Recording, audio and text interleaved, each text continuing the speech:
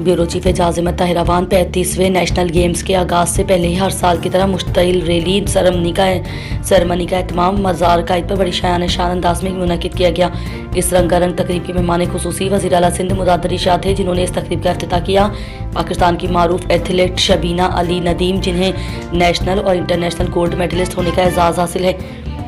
मशल मार्च के दौरान टॉर्च को पाकिस्तान ओलंपिक्स एसोसिएशन के सेक्रेटरी खालिद महमूद के हवाले किया। इस मौके पर दीगर मौजूद मेहमानों में मिनिस्टर स्पोर्ट्स सिंध सरदार महार अली बख्श साहब, secretary sports board Syed Munawwar Ali के अलावा पूरे पाकिस्तान से स्पोर्ट्स से ताल्लुक़ रखने वाली अहम शख्सियात और तमाशाई और स्पोर्ट्स से ताल्लुक़ रखने वाली अहम शख्सियात मौजूद थे। सिक्योरिटी का बहुत ही ज़बरदस्त इंतजाम था। ये मशल जो बाजार कायद से होते हुए दूसरे सूबों के लिए रवाना कर दी गई है, जिसका रुख सूबा पंजाब, सूबा बलूचिस्तान, सूबा सरहद और पूरे पाकिस्तान से होते हुए वापस 6 दिसंबर को पाकिस्तान के शहर सूबा सिंध में खूबसूरत अंदाज से अख्तिताम पजीर होगा